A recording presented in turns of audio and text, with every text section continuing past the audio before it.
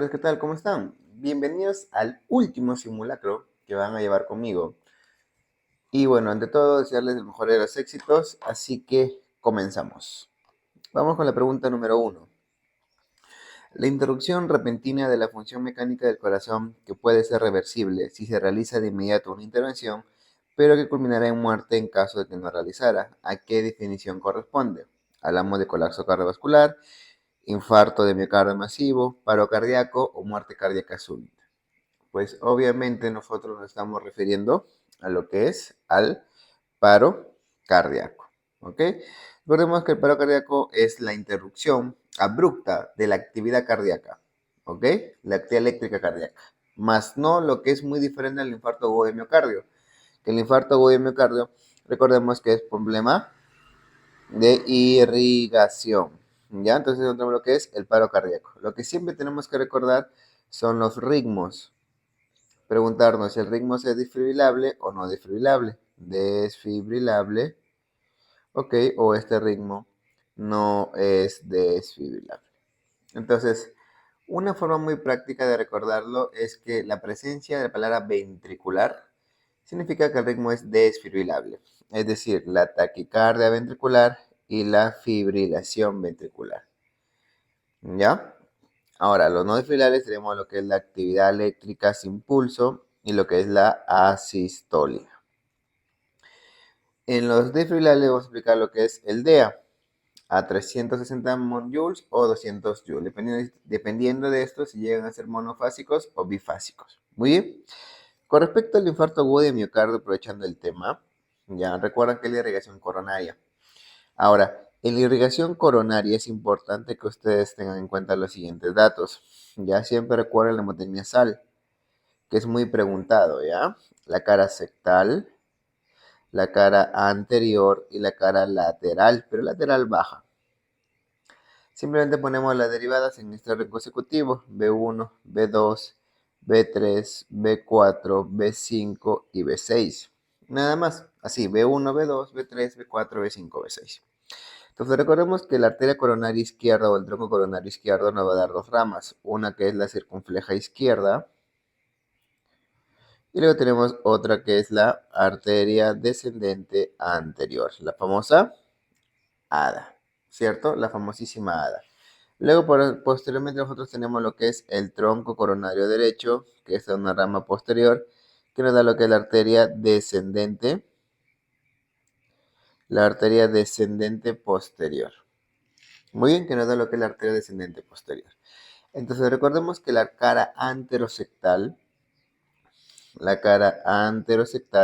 se encuentra irrigado por la arteria descendente anterior. Y yo te pregunto, en anatomía es muy sencillo esta parte. Si hay una lateral baja, obviamente tiene que haber una lateral alta, ¿cierto? Tiene que haber una lateral alta. Y la cara lateral alta es de 1 a BL. Y estas dos se encuentran irrigados por la arteria circunfleja izquierda. Y finalmente nos queda la cara más preguntada en la historia de los exámenes, que es la arteria o la cara inferior. ¿Y cuál es la cara inferior? También llamada cara diafragmática. Muy bien. La cara inferior o cara diafragmática se encuentra ligada por la arteria descendente posterior.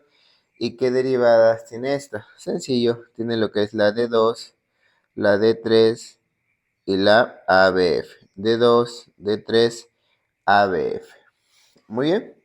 Entonces, esta es la irrigación coronaria. Bien. Otra cosa importante que ya tenemos que saber diferenciar es los infartos subepicárdicos de los infartos subendocárdicos. Entonces, recordemos que si nosotros dibujamos las capas histológicas del corazón, tenemos lo que es un epicardio, tenemos lo que es el miocardio y luego lo que es el endocardio. Recordemos que la irrigación coronaria va desde lo más externo a lo más interno, es decir, del epicardio al endocardio. Muy bien, entonces recordemos que un infarto subendocárdico se encuentra acá, por lo tanto el recorrido que se va a bloquear o el flujo sanguíneo que se va a bloquear es poco, ¿cierto? Por lo tanto, estos son los infartos subendocárdicos, es decir, los no Q, ¿ya? En cambio, el subepicárdico, mira qué cantidad de flujo se obstruye. Entonces, estos sí son los infartos transmurales, ¿no? O subepicárdicos, que estos son los de las emergencias, ¿cierto? Muy bien, entonces son esas cositas que también ya tenemos, que ya deben estar finas y fijas, ¿ok? Otra cosa importante que siempre tienen que tener presente es que en los infartos agudos de miocardio, ¿ya? La elevación del segmento ST te van a hacer diferenciar en dos casos clínicos, en lo que son las pericarditis y mismo infarto agudo de miocardio. La única diferencia que usted vas a encontrar, y hemos hablado mucho de esto, es que la pericarditis es la elevación persistente de todas las derivadas, ¿ok?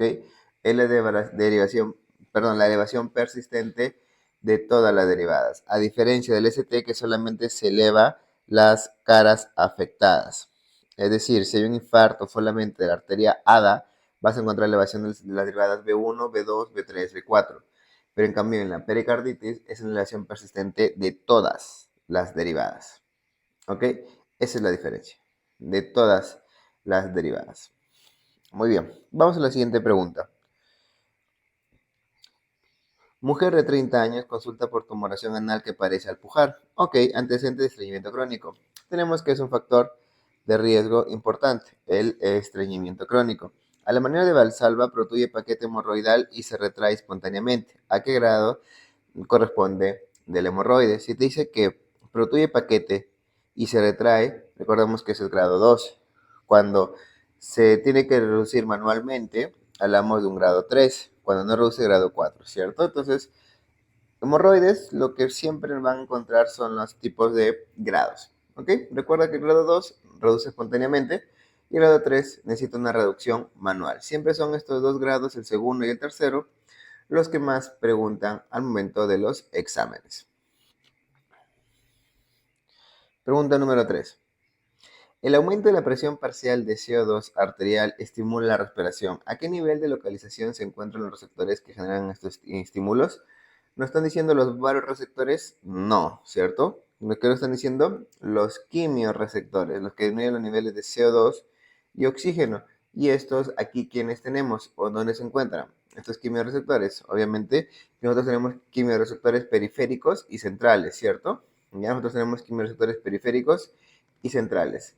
Pero ya nos estamos refiriendo que se encuentran en los cuerpos carotídeos y aórticos. Ya los cuerpos carotídeos y aórticos. Muy bien, esta es sencilla. Ya.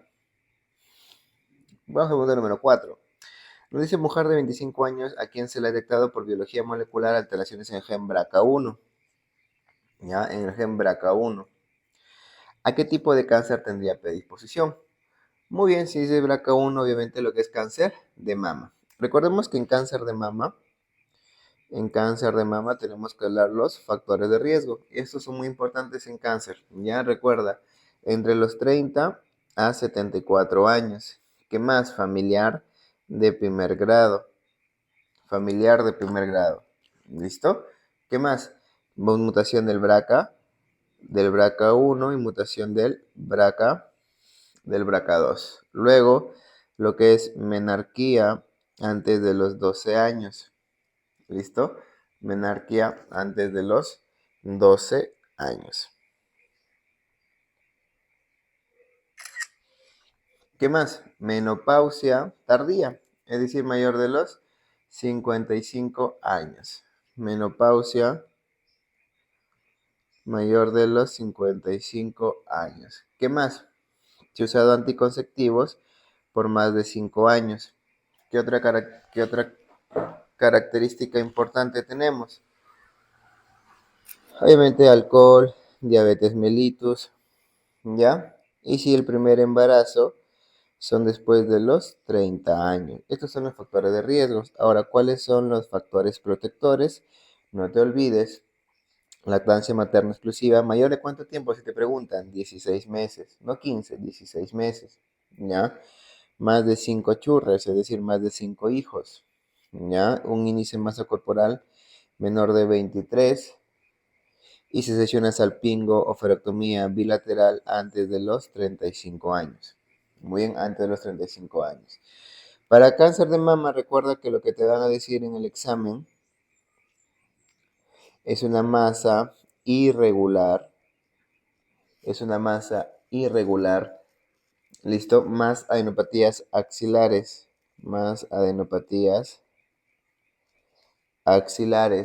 ¿qué más? Más telorrea puede haber, telorrea, más afectación cutánea, más retracción del pezón o de la areola, ¿listo? Muy bien. Recuerda que el tipo histológico más frecuente, ¿cuál era? El ductal, ¿cierto? El ductal más frecuente es el más frecuente y recuerda que su localización de los cuadrantes es el cuadrante superior externo. El cuadrante superior externo. ¿Ya? En su T me recuerda algo sencillo. T es menor de 2 centímetros, T2 de 2 a 5, T3 mayor de 5 y T4 ya cáncer inflamatorio. T1 era menor de 2 centímetros, T2 era de 2 a 5 centímetros, T3 mayor de 5 centímetros y T4 lo que era cáncer inflamatorio. Bien, listo. ¿Qué más tenemos que tener en cuenta?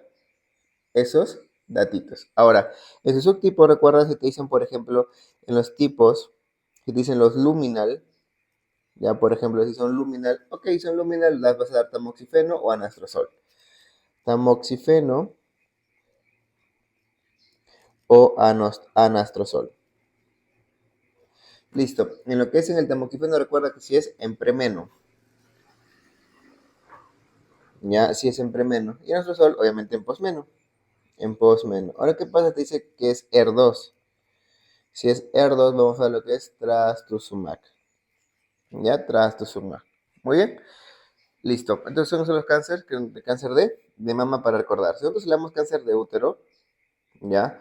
Recordemos que en el cáncer de útero, algo chiquito nada más, el 80% son tipos adenocarcinomas.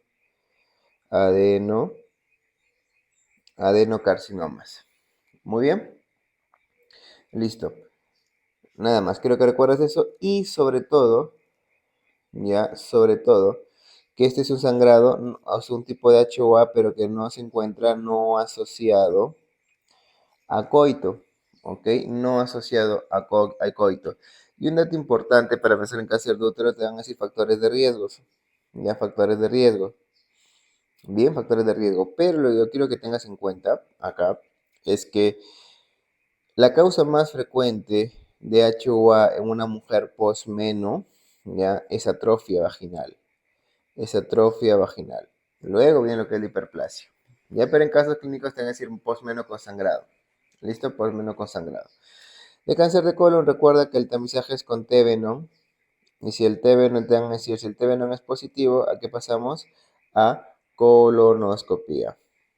Ya, si el TB no es positivo, nosotros pasamos a lo que es a colonoscopía. Y cáncer de pulmón, el que más frecuente van a decir que es con síndrome de Horner, por ejemplo, que se encuentra en el ápice. Ya, es el que más frecuente. Recuerda que hablamos de cáncer microcítico y que cuyo factor de riesgo importante acá, ¿cuál es? El tabaco, ¿no? Lo que es el tabaco. Muy bien, vamos con la pregunta número 5. La pregunta 5 nos dice, ¿a qué trastorno ocular orienta el síntoma visual de tipo destello? Catarata, paresia muscular extraocular, desprendimiento de retina, glaucoma. Obviamente hablaremos de lo que es desprendimiento de retina. Recuerda que te dicen destello de luz, percepción de luces brillantes, ¿ok? Especialmente que la periferia del mismo campo visual, sobre todo las luces brillantes, ¿qué más? Visión tunelizada, ¿ok? Moscas volantes, ¿ya? Mosquitas que están volando por ahí, ¿ya? Son típicos de lo que es el desprendimiento de retina, ¿ok? Otra cosa importante, recordemos que la catarata es la causa más frecuente de ceguera reversible, ¿ya? Es la causa más frecuente de ceguera reversible. Porque si te preguntan cuál es la causa más frecuente de ceguera irreversible, va a ser lo que es el glaucoma, que es la causa más frecuente de ceguera irreversible. ¿Listo? La causa más frecuente es ceguera irreversible. Recordemos que en el glaucoma, ¿qué medicamentos están contraindicados? Tenemos lo que está contraindicado, los los que tienen acción anticolinérgica, los anticolinérgicos y los antihistamínicos, sobre todo de primera generación. ¿Qué más? Los antidepresivos tricíclicos también, porque también tienen efecto anticolinérgico, ¿ya? Con respecto a glaucoma. Recuerda que tenemos de ángulo estrecho y de ángulo abierto, ¿ya? Muy bien. Entonces acá es sencillo. Vamos a la pregunta número 6. Nos dice, ¿cómo se confirma el diagnóstico de síndrome compartimental agudo? Medición de la presión tisular, resonancia magnética, ultrasonografía, pulsos periféricos disminuidos. Pues obviamente lo que es la medición de la misma presión tisular, ¿ya? Por ejemplo, pulsos periféricos disminuidos. Los datos clínicos o típicos que te van a mencionar para esto son pulso periférico disminuido, más pain, que es el dolor, más parestesias, ¿cierto? Más parestesias. Siempre te van a decir esos datos. Y como antecedente te van a decir lo siguiente. Antecedente que usualmente es un obrero, persona que se le ha caído la pared encima, se le ha caído una pared encima y que luego empieza a tener dolor en movilidad, dolor, más inmovilización, listo, más pulsos periféricos disminuidos, todo eso es síndrome compartimental. Pero son datos clínicos, el que confirma lo que es la medición de presión tisular, que es el método de Stryker, Este sí llega a confirmarlo, ¿ok? Esto sí llega a confirmarlo. Muy bien, vamos con la pregunta número 7. Paciente de 43 años acude con su cuarto episodio de herpes zóster demostrado por cultivos vírico en el territorio de lo que es del dermatoma T7. ¿Con qué condición se relaciona más frecuente ese trastorno? Si nosotros tenemos herpes zóster en un paciente, ¿ya? ¿Qué es lo primero que nosotros vamos a pensar? ¿Linfoma, leucemia, trastorno crónico con prednisona o síndrome de inmunodeficiencia adquirida? Si vemos en un consultorio, nos llega un paciente con herpes zóster que viene antecedente, ya adulto, ¿qué pensamos? Obviamente síndrome de inmunodeficiencia adquirida, o sea, queremos carta de VIH, ¿ya? Una alternativa sería lo que es un tratamiento crónico con prednisona, pero recuerda que acá te está diciendo antecedentes repetitivos, ¿ya? Si ese paciente está teniendo inmunosupresión. Acá, ¿qué te diría, por ejemplo, el paciente? Si tiene, se manifiesta el herpes zóster y tiene antecedente de AR, de lupus, por ejemplo, y está haciendo corticoterapia constantemente. Ok, podría indicarnos, podría cambiar. Pero lo que es síndrome de querida es el que debemos tener en cuenta. Siempre, ¿ya? Siempre. Ahora, con respecto a los dermatomas, recuerda que te dicen T4, es en apófisis sifoides, ¿ya? Apófisis sifoides. Dicen T10, ombligo, ¿ya? Dicen T10 es para ombliguito, ¿ya? Para ombliguito. Bien, vamos con la pregunta número 8. Nos dice, en el ámbito de un centro de salud nivel 1-4 se reportan casos importados de dengue y presencia de Aedes aegypti. Si el objetivo del equipo sanitario es evitar que se presenten casos autóctonos de dengue, ¿cuál de las siguientes acciones deberán priorizar? Primeramente está diciendo que son importados, ¿ok? Son de afuera, ¿listo? Están diciendo que esos casos son de afuera. Primer punto. Segundo punto, si nosotros queremos evitar los casos autóctonos, es decir, que empiecen apareciendo brotes, que luego convierten con, por ejemplo, o puede convertirse en una endemia, etcétera, ¿ya? ¿Qué hacemos? Abastecimiento de antipiréticos, dando paracetamol, vamos a prevenir la aparición de dengue. No, ese no. Entonces, solamente sería para el manejo, nada más como tal. Entonces, no va. Examen de laboratorio de personal de salud. ¿Tamizar al personal de salud va a evitar eso? Tampoco, en lo más absoluto. Vacunación preventiva. Según nuestra norma, no tenemos vacunación preventiva. Que existe, sí hay, pero en nuestra norma técnica no está, así que tampoco. ¿Y cuál sería la que tiene mayor impacto? La que genera empoderamiento de la población, que es la participación comunitaria. ¿Para qué? Para que ellos identifiquen y puedan eliminar los criaderos de mosquitos de la Aedes, ¿ya? Además, como actividades promocionales de que de la prevención, la educación y sobre todo que se comprometan ya para reducir la incidencia del brote o del posible brote que existiera, ¿ya? Entonces, lo que es participación comunitaria. Pregunta número 9. Varón de 70 años con asma bronquial en tratamiento presenta bruscamente retención urinaria. ¿Cuál de los siguientes fármacos se relaciona con este efecto? Muy bien. Antes que hablemos de el medicamento, recordemos que asma, cuando nosotros tenemos clínica, primero tenemos que hacer lo que es la espirometría.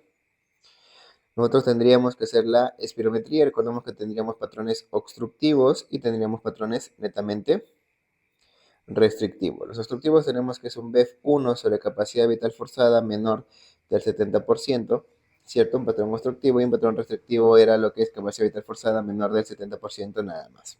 ¿Ya? Entonces acá el asma es una patología netamente obstructiva. Entonces nosotros acá, ¿qué hacíamos? El test de broncodilatación. De broncodilatación. Muy bien, hacíamos lo que es el test de broncodilatación. Perfecto. Cuando nosotros hacíamos el test de broncodilatación, si era positivo, ¿qué pasaba? Aumentaba el BEF1. ¿Cuánto? Aumentaba más del 12% o aumentaba 200 mililitros. Ok, decimos que es el prueba confirmatoria de asma. Pero ¿qué pasa si es negativo? En teoría pensábamos en EPOC, pero siendo más detallosos, el algoritmo dice que menciones el DELCO. Pero pensemos en EPOC. Ya DELCO es una prueba para mí especial de la membrana alveolar y de primero decidimos si es enfisema o bronquitis. Pero en términos generales, si no es broncodilatador, entonces broncodilatación negativo, pensamos en EPOC. Ahora, ¿qué pasa si la espirometría es normal? Ya si la espirometría era normal, pero tenía factores de riesgo, tenía clínica, ok, dices, este es asma. ¿Qué hacíamos? El test de la hiperreactividad bronquial. ¿Por qué? Porque una característica del asma es que reacciona o hiperreacciona a antígenos muy presentes. Y fue pregunta de residentado, ¿cuál es el desencadenante o alergeno más frecuente de asma? Los ácaros, ¿ya? Los ácaros. Los ácaros. Entonces hacíamos lo que es el test de metacolina o el test de ejercicio. ¿Y qué es lo que hacíamos? Tenemos que esperar que el BEF bajara, ¿cierto? ¿Cuánto bajara? Más del 20%. Si esto ocurría, ok, era asma. Y si no, ya descartábamos la patología de asma, primeramente. Ahora, en su tratamiento, lo que ustedes siempre tienen que recordar, en su tratamiento tienen que ver lo que es tratamiento de mantenimiento y lo que es el tratamiento de rescate. Preguntado mucho en Enangie Salud son el tratamiento de rescate, ¿ya? El de rescate. ¿Cuál es el medicamento de elección de rescate? Tenemos los beta-agonistas de acción corta, que estimulan los receptores beta 2. ¿Y quiénes tenemos acá? El salbutamol, el fenoterol y la terbutalina. ¿Ok? ¿Cuáles son los efectos adversos frecuentes de los betagonistas? Recuerda que tienen a las hipocalemias, tienen al temblor esencial, tienen las hiperglicemias. ¿Ya? Otro medicamento de rescate importante, ¿cuál era? Tendríamos lo que es los SAMA, los anticolinérgicos de acción corta, que tenemos el bromuro de ipatropio. Y como tiene efecto anticolinérgico, ¿qué crees que va a causar? Retención urinaria. Y también por su efecto anticolinérgico están contraindicados en algo que ya les dije. Están contraindicados en el coma de ángulo estrecho, ¿cierto? Entonces acá, ¿qué sería? Fluticasona, recordemos que es un corticoide inhalado, que es más que todo para mantenimiento. Prednisona, recordemos que la prednisona nosotros la damos por vía oral por 7 días, luego de una crisis asmática. Fenoterol, ya hemos visto que es un beta-agonista de acción corta. ¿Ya? Beta-agonista de acción corta. ¿Cuál sería? Bromuro de ipatropio. Bromuro de ipatropio. Otra pregunta que fue recientada, recuerda que en el ritmo circadiano de los brotes de crisis asmática, Condaré me dio como respuesta a las 4 o 6 de la mañana la hora más frecuente de crisis asmática, y esto es sobre todo también por el ritmo circadiano de los corticoides. Y esta es la explicación de por qué cuando nosotros tenemos una crisis asmática y damos de alta, pues al paciente le damos corticoides por la mañana, ¿no? ¿Ya? Muy bien, entonces hemos hecho un pequeño repasito de lo que es asma. Pregunta número 10. ¿Cuál de los siguientes medicamentos es comúnmente utilizado para reducir la presión intraocular en pacientes con glaucoma? Tenemos beta-bloqueantes, corticoides, antihistamínicos, antibióticos Obviamente, pues los antihistamínicos están contraindicados, ¿no? De ahí descartan. ¿Por qué? Porque recordemos que los antihistamínicos en la mayoría de su primera generación tienen bastante efecto anticolinérgico. Ya, bastante efecto anticolinérgico. Los de segunda y tercera tienen menos, pero no quiere decir que no lo tengan, sino que estos es menos, tiene menos efecto anticolinérgico. Ojo, no quiere decir que no lo tengan. Antibióticos no tiene nada que ver ahí. Corticoides o beta bloqueadores. No, obviamente serían los corticoides, tampoco tienen que ir, porque recordemos que en lo que es, queremos reducir la presión intraocular, por lo tanto debemos disminuir lo que es, aumentar el drenaje del humor acuoso. Y esto lo utilizamos con dos medicamentos, con los análogos de prostaglandinas, como lo que es el antanopros, o lo que puede ser los beta bloqueantes, por ejemplo. ¿Ya? Entonces, acá tenemos los beta bloqueantes, como ejemplo lo que es el timolol, ¿no? El timolol y lo que es el betasolol. Tienes acá lo que es el timolol, muy bien, y lo que es el betasolol. Perfecto. Entonces, este es el que disminuye la presión del humor acuoso, pero no te olvides también de los análogos de prostaglandinas, e incluso es el que mejor drena, o lo que mejor aumenta el drenaje del humor acuoso, que son los análogos de prostaglandina, como lo que es el lantanopros, lantanopros, ¿ok? Que son análogos de prostaglandinas. Pregunta número 11. En la neumonía bacteriana con derrame pleural en el lactante, ¿cuál es el agente etiológico más frecuente? Muy bien. Ahora, acá hay unas preguntas importantes. Si te dicen en niño, ¿ok? Lactante, en niño me refiero a menores de 5 años, las causas de neumonías depende mucho del tipo de preguntas. Dicen la causa más frecuente de neumonía a secas, virus sincitial respiratorio. ¿Ok? Virus sincitial respiratorio. Si dicen la causa más frecuente bacteriana, cambia.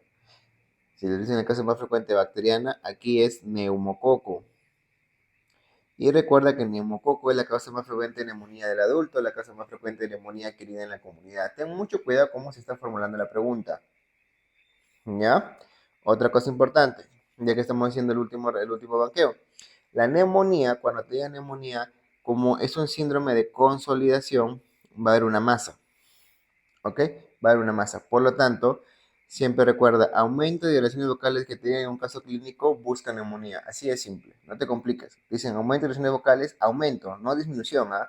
Porque disminución puede ser derrame pleural, puede ser mil cosas.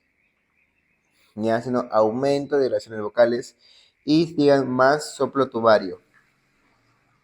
Soplo tubárico. Para mí esta es la diada de la neumonía. ¿Ya? Si tú buscas casos clínicos de neumonías bacterianas, vas a encontrar este tipo de preguntas.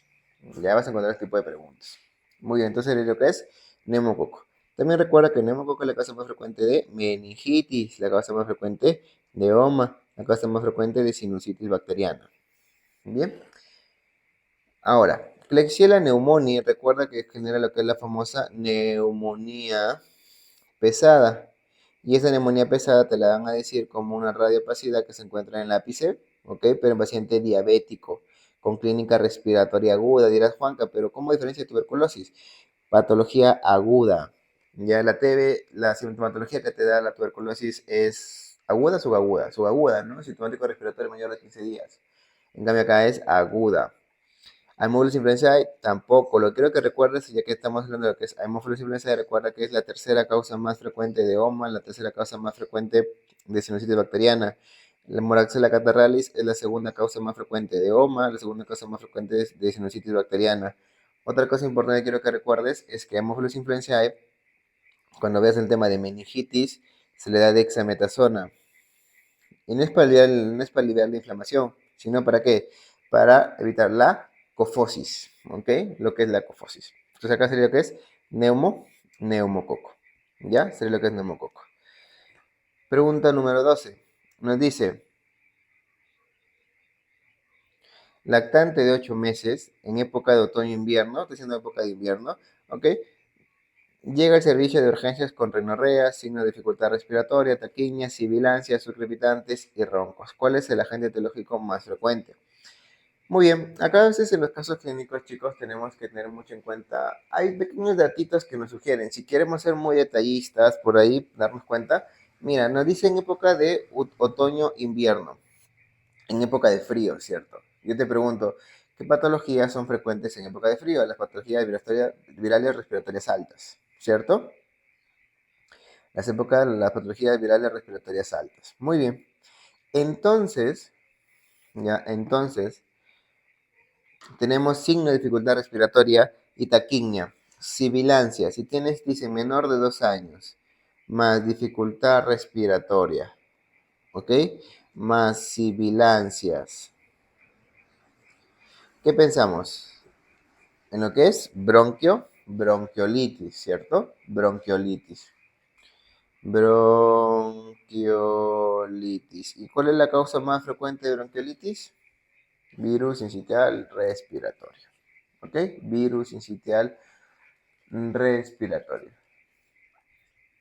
Vamos a la pregunta número 13. Nos dice, niña de 5 años con 2 semanas de diarrea, dolor abdominal y pérdida de peso. Dice 2 semanas, por lo tanto, es una diarrea aguda, subaguda, persistente. Persistente, ¿no? Ya más o menos persistente. Mayor de 2 semanas es persistente. Y no es crónica, sino ya es persistente. Dolor abdominal y pérdida de peso. Desde hace 2 meses acude a guardería. Guardería, perdón. Ok, acude a guardería, hacemos que un poco de higiene, etc. ¿No?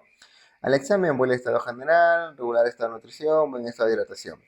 Abdomen blando, con dolor difuso y discreto a la palpación, no masas, ruidos y aéreos aumentados, topológico funcional, Sudan 3 positivo. El Sudan 3 positivo, ¿qué hacíamos nosotros ahí? ¿Qué veíamos? El precio de grasa, ¿cierto? Entonces acá nos está diciendo que hay esteatorrea. Entonces te dice, mira, ya le están diciendo niño, más dolor abdominal, más diarrea persistente, más esteatorrea. ¿Ok? Mira, no moco, no sangre, es decir, no es disentérica ni acuosa. ¿Cuál sería el diagnóstico? ¿Cuál sería el diagnóstico? Exacto, estaremos posiblemente lo que es un Balantidium, Giardia, Helicobacter pylori, no daría diarrea, ¿no? Campylobacter no daría diarrea disentérica. Disentérica, y recuerda que Campylobacter es la causa más frecuente de diarrea disentérica, pero en niños menores de 2 años, porque la causa más frecuente de diarrea acuosa en niños menores de 2 años, ¿quién es? Rota, ¿no? Rotavirus. ¿Listo? Lo que es rotavirus. Entonces acá sería Giardia, ¿no? Tratamiento, metronidazol. Muy bien. Vamos con la pregunta número 14. Varón de 60 años acude a consulta por hormigueo con debilidad de miembros inferiores hace 4 días y desde ayer no puede abrocharse los botones de camisa.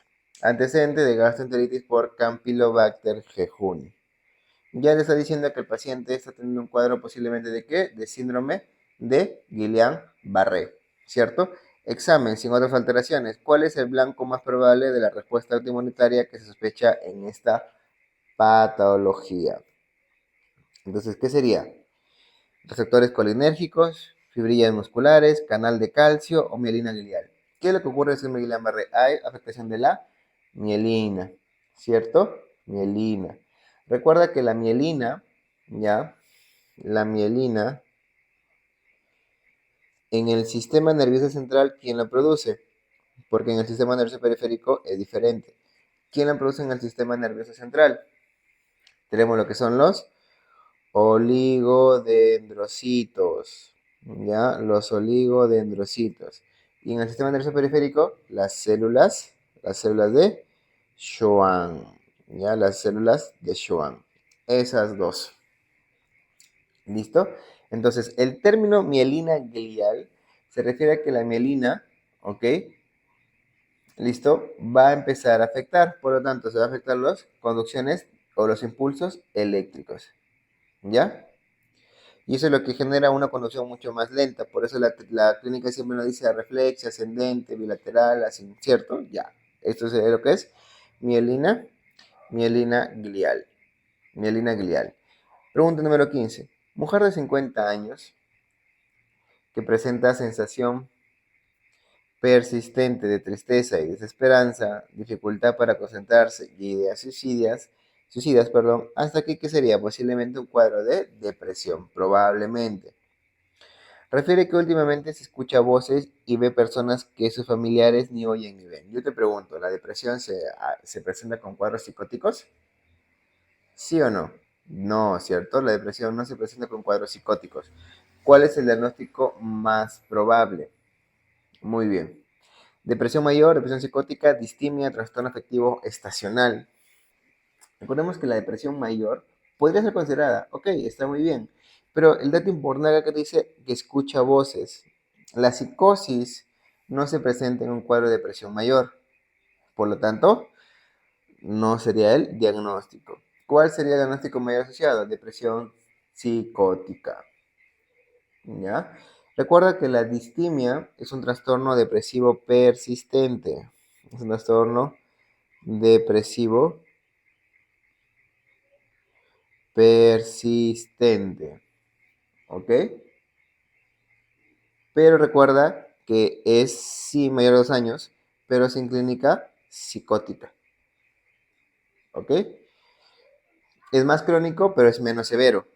Ya es más crónico, sí, pero es menos severo. El trastorno afectivo emocional ya se aparece por síndrome afectivo estacional cuando hay ciertas estaciones del año, pero tampoco tiene efectos o clínica de brotes psicóticos. Por lo tanto, la respuesta mayor asociada, ¿cuál sería? Depresión psicótica, ¿cierto? Depresión psicótica. Muy bien, vamos a la pregunta número 16. Estibador de 48 años se queja desde hace un mes de tumoraciones dolorosas en sus axilas y hace una semana drenan pus. Al examen se encuentra afebril, tumoraciones en axilas de 1 centímetro de diámetro eritematosas. Algunas drenan pus y otras con cicatrices. El resto del examen es completamente normal. ¿Cuál es el diagnóstico más probable? Muy bien. Nos dice que la localización se encuentra en las axilas. Más dolor, más drenaje y que tiene evolución crónica. ¿Qué sería? ¿Cierto? Una hidradenitis supurativa. Una hidradenitis supurativa. ¿Ya? Por ejemplo, una furunculosis, ¿por qué no sería? Porque tendría pústulas individuales. ¿Ok? Tendría pústulas. Muy bien, pero no cicatrices. Te diría pústulas, pero más no cicatrices. Antrax. ¿Qué generaría? Lesiones más extensas y no se aíslan típicamente en axilas, no llegan a aislarse, ¿ya? Tuberculosis ganglionar sería un muy buen diferencial, pero ¿por qué lo descartamos? Porque te diría un cuadro con sugerente de tuberculosis, con tos, más fiebre, por ejemplo, más baja de peso. ¿Y acá qué te está diciendo? Afebril. ¿Ya? Y la tuberculosis ganglionar pues no genera supuración de pus, ¿no? Entonces sería lo que es hidradenitis supurativa, ¿ya? Hidradenitis supurativa. Pregunta 17. Lactante de 8 meses de hace un día presenta vómitos en 8 oportunidades, deposiciones líquidas abundantes y fiebre. Actualmente tendencia al sueño, escasa micción, somnoliento, frialdad distal, pulsos periféricos débiles y llenado capilar prolongado. ¿Cuál es el diagnóstico más probable? Sencillo, nosotros estamos viendo que el paciente está deshidratado, ¿cierto? Muy bien, ahora yo te pregunto, pulsos periféricos débiles, llenado capilar, tendencia al sueño, somnoliento, escasa micción, o sea, disminución de diuresis, ¿ya? Y dice que tiene vómitos y deposiciones líquidas, es decir, diarrea. ¿Y cuál es la causa frecuente de mortalidad en niños menores de 5 años? La diarrea, ¿cierto? Y la diarrea perdemos líquido, ¿el líquido que vamos a generar? ¿Shock séptico? No. ¿Shock hipovolémico? ¿Deshidratación hiperandémica? ¿Deshidratación moderada? ¿Te parecería? No, tampoco. O sea, no sé lo que es un shock hipovolémico. ¿Cuál es el tratamiento acá? 20 mililitros por kilo de cloruro de sodio intravenoso bolo, ¿cierto? Muy bien. Vamos a la pregunta número 18. Nos dice, lactante de 4 meses de edad, con rinorrea acuosa, tos leve y febrícula al tercer día, fiebre 40 grados, tos perruna, más tirón inspiratorio. ¿Cuál es el diagnóstico más probable? Te están diciendo lactante, más una infección viral respiratoria, y que luego genera tos perruna, más estrión inspiratorio, más fiebre, más fiebre. ¿Esa tríada de qué es? de la laringotraqueitis, ¿sí o no? Así es simple. Sencillo, eso, el concepto nosotros ya tenemos que tenerlo claro. Bien, vamos con la pregunta 19. Varón de 13 años que ingresa por accidente automovilístico refiere dolor en hemitórax izquierdo y abdomen. Al examen, presión 105/60, frecuencia respiratoria 34, frecuencia cardíaca de 133, saturación 92%, Glasgow 15, murmullo superior abolido, presencia de ruidos hidroaéreos en el tercio inferior del hemitórax izquierdo. Refiere tórax muestra elevación del diafragma izquierdo. ¿Cuál es el diagnóstico más probable? Bien, ahora, aquí nosotros tenemos que hacer un poquito de lo que es anatomía topográfica. ¿Ya? ¿Por qué? Porque nosotros dibujamos aquí una cúpula, la cúpula diafragmática, ¿ya? Más o menos sería así, ¿cierto? Ya, sería el tórax, ya, listo. Más o menos sería una representación así, ¿ya? La cúpula diafragmática en el lado izquierdo se encuentra a la altura del sexto espacio intercostal y el derecho a la altura del quinto espacio intercostal. ¿Qué órgano nosotros encontramos en la cúpula derecha? ¿Qué órgano encontramos por aquí? El, el hígado, ¿cierto? Muy bien. ¿Ya? Listo. Entonces, ¿qué sucede? Cuando hay un golpe muy fuerte, la zona de la cúpula izquierda se encuentra desprotegida, a diferencia de lo que es en el hígado. Y usualmente ese tipo de hernias ocurre más frecuente en el lado izquierdo. ¿Ya? Entonces, cuando hay golpe de esta cúpula, empieza lo que es la hernia traumática traumática y empieza encontramos lo que son los ruidos hidroaéreos en el hemitórax. Y estos ruidos aéreos, como ocupan espacio en la parte pulmonar o en la parte torácica, lo que puede generar incluso es desviación de la tráquea, puede generar infiltración yugular también en algunos casos. Entonces acá sería lo que es una hernia diafragmática traumática. ¿Ya? Sería lo que es una hernia diafragmática traumática. 20. Mujer de 30 años acude a emergencia por dolor en fosa ilíaca derecha desde hace 2 días. Refiere que hace 5 días le realizaron una hidrofonografía. Fue hace una semana, al examen dolor en fosa ilíaca derecha, rebote dudoso. Tacto vaginal, dolor a la movilización de cervix y a la palpación del anexo derecho. ¿Cuál es el diagnóstico más probable? Sencillo. Está diciendo por dolor en fosa ilíaca derecha desde hace 2 días. Refiere que hace 5 días le hicieron una hidrosonografía. ¿Ok? El FUR hace una semana. Posiblemente eso sea un factor de riesgo para la posible epi o salpingitis que nosotros estamos teniendo. ¿Y por qué confirmó? ¿Cómo confirmó ese diagnóstico? Porque nos dice, que nos está diciendo dolor a la movilización del cervix, dolor anexial, y todo esto sabemos que es clínica de lo que es una salpingitis. Además, ¿por qué descartamos embarazo ectópico? Porque nos dice FUR hace una semana. Entonces, embarazo ectópico lo descartamos. Apendicitis, no te menciono nada más, solamente dolor en fosa ilíaca derecha. Si nosotros hablamos de la escala de Alvarado, ¿qué nos diría? Solamente un punto. Entonces, completamente descartamos quiste de ovario, tampoco tiene nada que ver ahí. La salpingitis. 21. Mujer de 24 años llega a la emergencia pálida, refiere haberse desmayado hace 15 minutos. Fecha de última regla hace 6 semanas. Al examen, presión arterial 80-50, está hipotensa, taquicárdica, abdomen doloroso, rebote dudoso, culocentesis positiva. ¿Cuál es el diagnóstico más probable? Bien, nos dice mujer, más amenorrea de 6 semanas. ¿Listo? ¿Hasta ahí qué sería? Algo más abdomen doloroso, la tríada del embarazo ectópico. Pero, ¿qué te dice? Más hipotensión. Entonces, ¿esto qué sería? Signos de inestabilidad hemodinámica. Entonces sería un embarazo ectópico roto, ¿cierto? Un embarazo ectópico roto. Aborto en curso, no dice nada ahí. Aborto incompleto, no. Recuerda la culocentesis, usaba hace mucho para poder diferenciarlo entre una apendicitis, por ejemplo, y lo que es un ectópico. Hace muchos años cuando había muchas pruebas de imagen o cuando había muchos ecógrafos en los hospitales. ¿Ya? Entonces, la colosnesis se ponía en un fondo de saco, se veía líquido, si era sangre o que era un ectópico, y si era pus, ya pensamos lo que era una apendicitis, ¿ya? Entonces sería que es embarazo ectópico roto. 22. Mujer de 36 semanas de gestación, gesta 4 para 3003, con cesárea anterior 3 veces, acude a emergencia por presentar sangrado vaginal en moderada cantidad, sin dolor.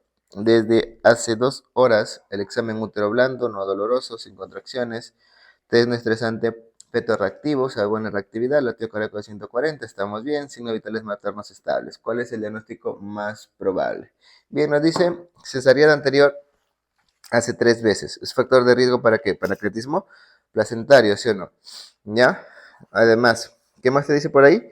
Te menciona también que es un sangrado rojo, indoloro, en segunda mitad. Sangrado rojo, en segunda mitad, indoloro, sin compromiso del bienestar fetal, ¿qué es? Placenta previa, ¿cierto? Porque recordemos que la basa previa, el dato importante recuerda siempre, basa previa es igual, dolor, indoloro más sangrado, igual que placenta previa, pero el dato es que es durante el parto. Durante el parto, y otra cosa importante, hay afectación del bienestar fetal. Ok, acá sería lo que es placenta previa. Abrupto placentae, ¿qué te diría? Dolor, más sangrado rojo, vinoso, más sufrimiento fetal. En ruptura uterina ¿qué te dirían? Se palpan partes fetales, ¿cierto? Muy bien. Placenta previa. Pregunta número 23. Recién nacido, a término con lactancia materna exclusiva, a los 4 días presenta vómitos, diarrea, ictericia. Al examen, catarata nuclear, hepatomegalia, laboratorio, cuerpos reductores positivos en orina. ¿Cuál es el diagnóstico? Ya lo hemos visto. Cuerpos reductores positivos en orina, vómitos, ictericia, catarata nuclear, característico de la galactosemia. Ya, de la galactosemia. Pregunta 24. Varón de 40 años que en su primer día postoperatorio de una hernioplastia inguinal presenta dolor intenso en el escroto del mismo lado de la cirugía. Al examen aumenta el volumen testículo y dolor a la palpación. ¿Cuál es el diagnóstico más probable? Muy bien. Esta pregunta ya ha sido tomada alguna vez. Recordemos que un paciente que tenía un antecedente de cirugía, ¿ya?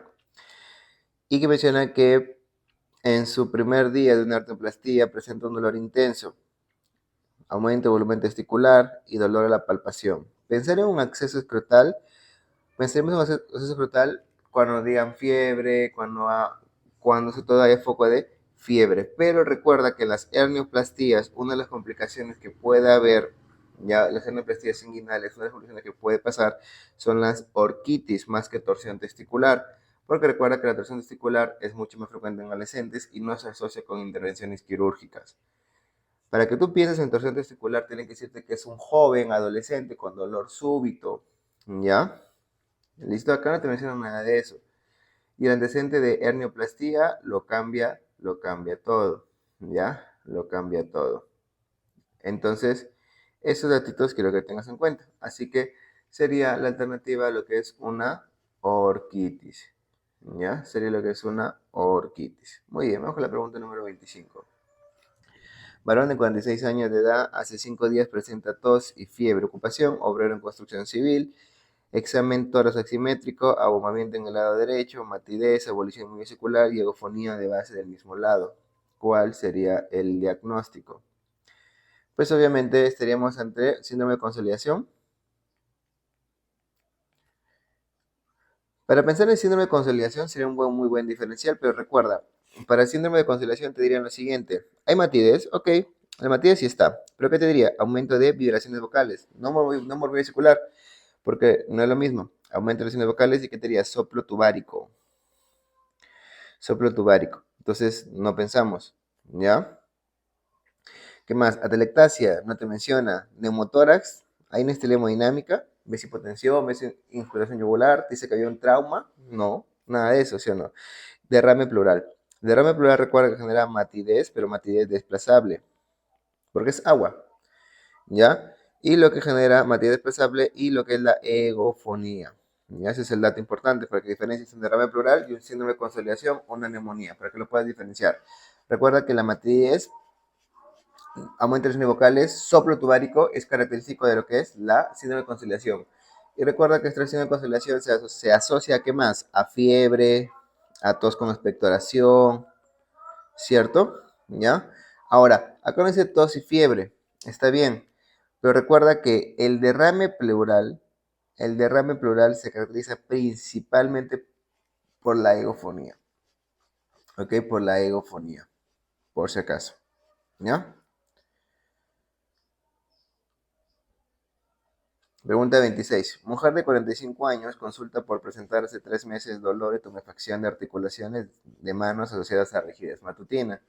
Al examen subcutáneos, el dorso de muñeca, radiografía de manos, erosiones y osteopenia periarticular. Mujer con dolor inflamatorio, con erosiones, ¿qué pensamos? Sencillo, ¿no? Pensaremos en lo que es una artritis reumatoide. ¿Ya? Pensaremos en lo que es una artritis reumatoide. Pregunta 27. Mujer de 45 años, hipertensa, consulta por edema de miembros inferiores y orina espumosa.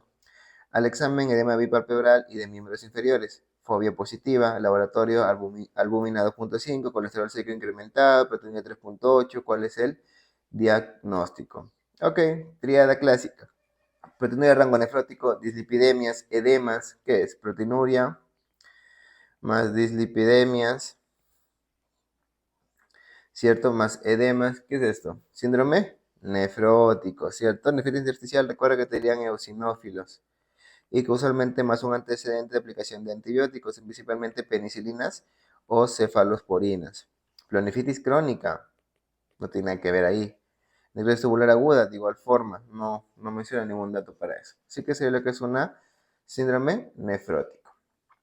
Pregunta 28. Varón de 75 años que de hace 6 meses presenta fatiga, parestesias en brazos y piernas. Al examen, palidez de piel y mucosas, disminución de la sensibilidad vibratoria, hemoglobina 9, volumen corporal 10, 110, frotis hipersegmentación de neutrófilos, anisocitosis y poiquilocitos. ¿Cuál es el diagnóstico más probable? Sencillo. Recordemos que en el volumen corpuscular medio lo normal es de 80 a 100. Entonces estas son las normocíticas. Anemias normocíticas. ¿Ya? Cuando es mayor de 100 son macrocíticas y menor de 100 tenemos las microcíticas. La microcítica por excelencia es la anemia ferropénica.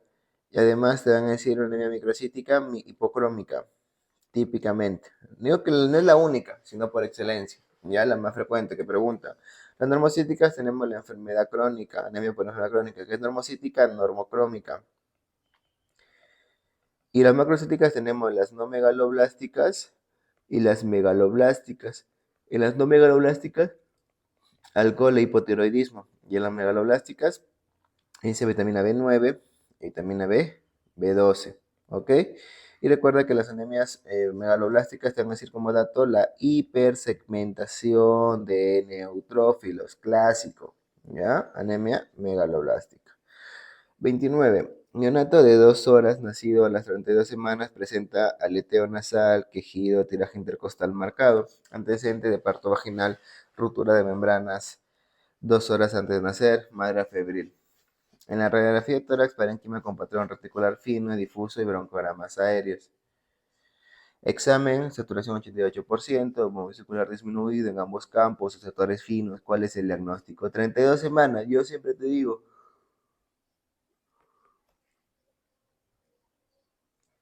Pretérmino, ¿qué pensamos? Enfermedad menayalina, hemorragia intraventricular, NEC, retinopatía del prematuro. 32 semanas, más clínica respiratoria, distrés respiratorio marcado. Ya te dice tiraje intercostal marcado.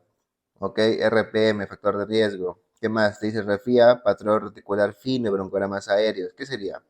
Una enfermedad de membrana hialina. ¿Ya? Una enfermedad de membrana hialina. ¿Por qué no pensamos en neumonía neonatal? Porque no menciona factores de riesgo como tal. Dice un RPM, pero es un RPM prolongado, no un RPM de 2 horas. No menciona nada más. La madre febril, ni siquiera para pensar que hay una corionitis. Por eso descartamos en lo que es una neumonía neonatal. Si no, sería lo que es la clásica enfermedad de membrana hialina. Muy bien, la clásica enfermedad de membrana hialina. Esto ya lo hemos visto, siempre se dan cuenta en las preguntas del neo, siempre viene patología respiratoria recién nacido. Muy clásico, ¿ok? Muy clásico.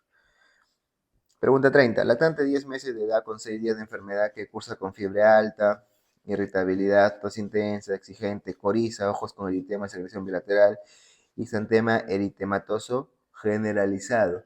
¿Cuál sería el diagnóstico? Latente 10 meses. Ok. ¿Pensaremos en varicela?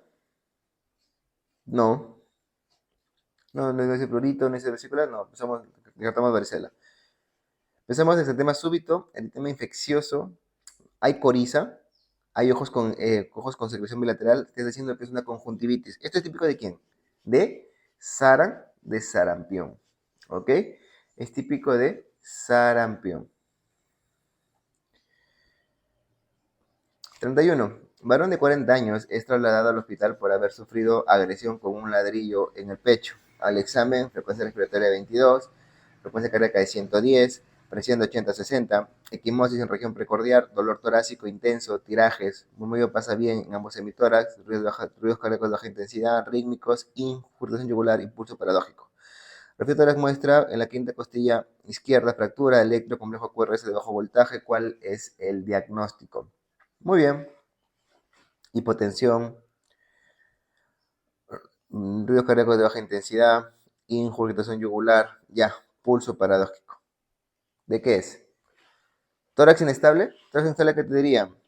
Tórax, la famosa respiración paradójica.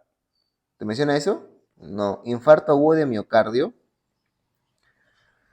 Infarto agudo de miocardio. Te menciona que un QRS bajo voltaje. Ok, está bien, pero te menciona que hay elevación de CT. Nada, recordemos que la causa de infarto agudo de miocardio son 6 tipos, ¿cierto? Pero te mencionan algún tipo de ellos, que hay elevación de CT, nada de eso. Descartamos. Contusión pulmonar. Una contusión pulmonar te generaría pulso paradójico, inducción yugular. Esto es clásico de que la tríada de Beck, ¿cierto? Típico de lo que es el taponamiento, del taponamiento cardíaco, ¿ok? Del taponamiento cardíaco. Pregunta 32. Niño de 6 años con pobre ganancia pondoestructural solicitan evaluación en colegio por bajo rendimiento escolar. Al examen otoscópico, tímpano perforado, otorrea maloliente. ¿Cuál es el diagnóstico? Si no dicen ya un tímpano perforado, ya, tímpano perforado y otorrea maloliente, esto no es una patología aguda, primeramente. No se menciona que sea una patología crónica, ya, crónica. ¿Listo? Y esto es típico de lo que es la otitis media crónica. Recuerda que la otitis media aguda, la OMA, ya te van a decir abombamiento de tímpano, membrana grisácea, etcétera. Pero no te menciona con eso. No te menciona que hay maloliente, otorrea maloliente. Recuerda que la mastoiditis es una complicación de la OMA. Nada más, es una complicación de la OMA. Y la mastoiditis puede haber elevación del pabellón auricular, pero no se va a asociar a secreción maloliente. ¿Ya? Eso quiero que tengas en cuenta. Pregunta 33.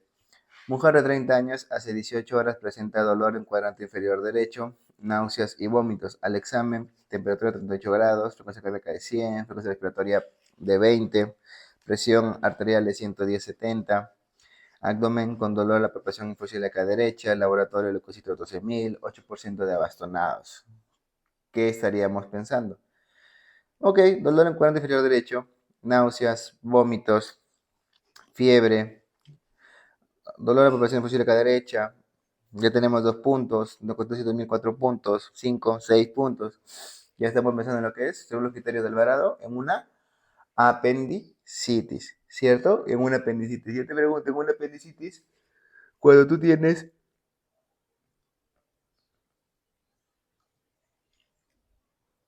más de 4 puntos, entre 4 a 6 o mayor de 7. Cuando es 4 a 6, revaluamos en 12 horas o pedimos un hemograma control. En cambio, mayor de 7 ya es sugestivo de apendicitis. Y si es menor de 4, descartamos apendicitis, ¿cierto? Muy bien. Entonces acá estamos en una posible apendicitis. La idea que sería, ¿refiere abdomen simple para diagnosticarlo? No.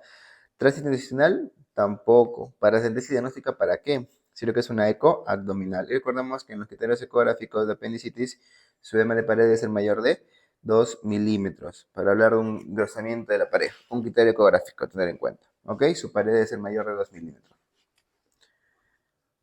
Pregunta 34. Mujer de 67 años, diabética, hospitalizada desde hace 15 días por ACV isquémico. Hace 15 días. Hace 24 horas presenta fiebre, tos con expectoración verdosa y dificultad respiratoria. Al examen 170-90, frecuencia cardíaca de 104, frecuencia respiratoria de 26, temperatura 37.8, saturación 82%, crépitos en tercio inferior de mi tórax derecho, laboratorio de leucocitosis con dirección a la izquierda, radiografía opacidad en tercio inferior. de mi tórax derecho. ¿Cuál es el germen menos probable? Te está preguntando. Principalmente tenemos que saber, hospitalizada hace 15 días. Ya estamos hablando de lo que es una neumonía intrahospitalaria, ¿no? Neumonía intrahospitalaria. Listo. Si es una neumonía intrahospitalaria, yo te pregunto, ¿las causas cuáles más frecuentes cuáles son? Estafilo, las más frecuentes, estafilo, enterobacter, pseudomonas. ¿Qué nos queda? Neumococo. Y recordemos que neumococo es la causa más frecuente de qué? De neumonía adquirida en la comunidad. La causa más frecuente de neumonía bacteriana en adultos, pero adquirida en la comunidad, no intrahospitalaria. ¿Ya? Lo que es neumococo. Pregunta 35. Preescolar de 3 años ingresa a emergencia por ingesta de lejía. El examen clínico, nauseoso, vomitando con dolor abdominal intenso, abundante cialorrea, pálido y boca con gran eritema. ¿Cuál es el manejo inicial que nosotros tendríamos que dar? Siempre te digo, vas a neutralizarlo. La verdad, esto está contraindicado. Antibióticos no tiene nada que ver ahí. Neutralización tampoco. Sino siempre es tu soporte vital. Ya tu soporte vital es lo primero que debes de ver. Muy bien. Tenemos agricultor de 38 años que sufre picadura de abeja, luego de lo cual presenta urticaria aguda, disnea y shock al examen exterior laringio y sibilantes en ambos campos pulmonares. ¿Cuál es el medicamento más urgente a usar en este paciente? Finalmente tenemos que saber en qué situación estamos llegando a tener. Obviamente estamos entrando en lo que es un shock anafiláctico, ¿cierto? Estamos entrando en un shock anafiláctico. Entonces, en este shock anafiláctico nosotros, ¿cuál es el tratamiento de elección? La adrenalina. Vamos a dar corticoides, vamos a dar antihistamínicos. Está bien, podemos darlo, pero el de elección, el que va a ayudar y va a evitar que el paciente se complique o que pueda fallecer, va a ser lo que es la adrenalina. Recuerda que en el shock anafiláctico, ¿cuál es el neurotransmisor que más abunda? La histamina, ¿ya? Y el antagonista fisiológico de la histamina, ¿cuál es? La adrenalina, ¿ya? Recuerda que en el shock anafiláctico lo que abunda es la histamina. Y es por eso que tenemos que dar su antagonista, que llega a ser lo que es la adrenalina. ¿Ya? Pregunta 37. ¿Cuál es el método ideal para el diagnóstico de insuficiencia venosa periférica? Muy bien, el ideal, ¿ya? Vamos a ver lo que es el Doppler manual. ¿Ya? ¿Por qué no usamos, por ejemplo, la flebografía? La flebografía es un método invasivo, ¿ya? Es invasivo. Y nosotros tenemos que siempre ver lo que es los menos invasivos y los más específicos. ¿Ya? Entonces, lo que es la flebografía, descartamos. La prueba de PERTE no es una prueba diagnóstica para venosa. ¿Ya? No tiene que ver ahí, sino lo que es el Doppler manual. ¿Ya? El Doppler manual. Pregunta 38. Diabético de 60 años con mal control diabético en forma brusca presenta diplopia o diplopía, examen presión arterial de 120-80, frecuencia cardíaca de 80, frecuencia respiratoria de 20, pupilas isocóricas y fotorreactivas. Ojo izquierdo rotado hacia abajo y hacia afuera, con tosis palpebral, ojo derecho normal. ¿Cuál es el par que se encuentra comprometido? Entonces, si te dicen con tosis palpebral, tú ya ahí ya vas deduciendo qué par craneal se ha comprometido, ¿cierto? Ya tú con leer tosis palpebral ya estás dando cuenta qué par craneal se ha comprometido, ¿cierto? Muy bien, recuerda que en los músculos extrínsecos del ojo ya tú tienes el recto superior, el recto interno, el recto inferior y el recto externo. Tienes el oblicuo superior y el oblicuo inferior. ¿Ya? Muy bien. Recuerda, el oblicuo superior por el cuarto par, el recto externo por el sexto par. El resto, junto con el elevador del párpado, todo esto es por el tercer par craneal. ¿Ya?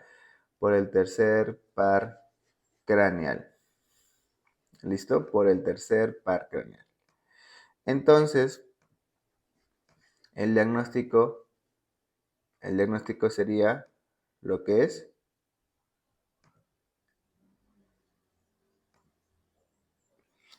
el tercer par craneal o lo que es el óculo motor.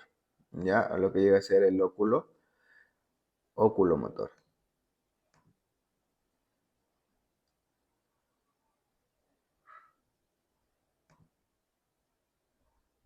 Muy bien. Pregunta 39. Varón de 30 años que sufre accidente de tránsito hace una hora y que al examen no presenta manifestaciones claras ni de peritonitis ni otras indicaciones para la paratomía. ¿Cuál es el parámetro que difiere la conducta quirúrgica inmediata? Estoy diciendo que tienes un trauma abdominal posiblemente, ¿ok? De tránsito usualmente es un trauma abdominal cerrado. Listo, te está preguntando eso.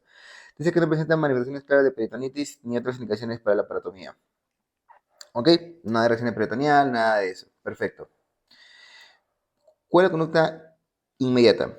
Cuantificación de hemoglobina, nivel de sodio sérico, estabilidad hemodinámica o tomografía de abdomen completo. ¿Qué harías pensar si tienes un trauma abdominal, que el paciente no tiene clínica, no hay reacción peritoneal, pero estás en tu emergencia y el paciente lo ves diaforético, lo ves, y él empieza a ver taquicárdico, hipotensión? ¿Qué sería? La estabilidad hemodinámica. ¿Ok? Recuerden, la estabilidad hemodinámica va a ser fundamental para ustedes. ¿Ya? La estabilidad hemodinámica. ¿Ya? La estabilidad hemodinámica. ¿Ok? La estabilidad hemodinámica.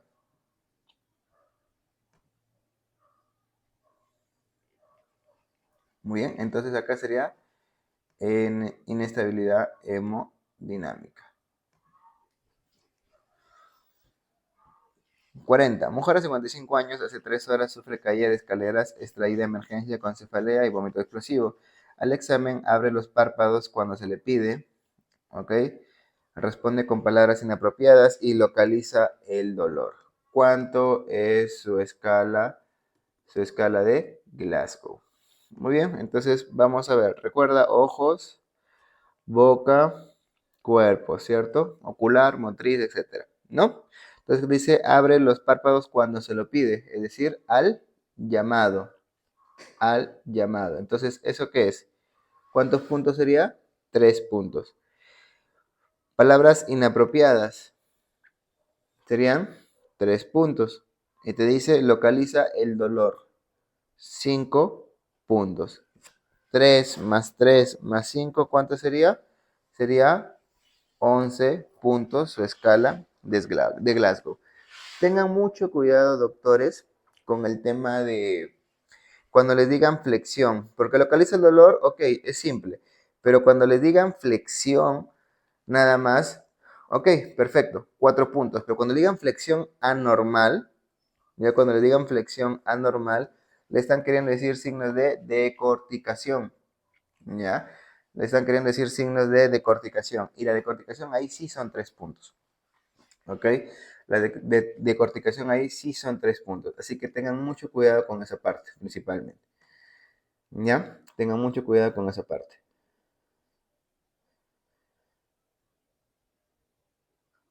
¿Listo? Muy bien.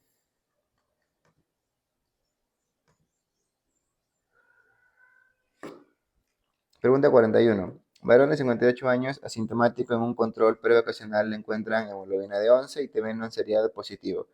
Al examen, leve palidez de piel y mucosas. ¿Cuál es el siguiente paso en su atención? Ok, tienes un paciente adulto mayor con TB no positivo. ¿Qué haces? Obviamente, pasamos a lo que es a colonoscopía. ¿Ya? A la colonoscopía.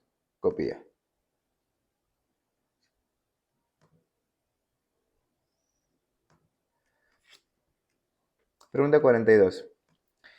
¿Cuál es el tipo, ya, cuál es el tipo de incontinencia urinaria que se presenta en mujeres cuando por deseos imperiosos de miccionar se pierde orina antes de llegar a los servicios higiénicos? ¿Cuál es? Estrés, mixta, urgencia, de esfuerzo. ¿La de esfuerzo qué es? La de esfuerzo es aquella en la cual el paciente, a manera de valsalva, se le escapa la orina. Gotitas, ¿cierto? A la de urgencia es cuando el paciente no llega. No puede llegar. Entonces, estaremos hablando ante una de urgencia.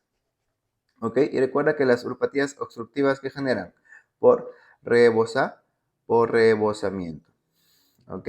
Por rebosamiento. ¿Listo? Nada más. por rebosamiento.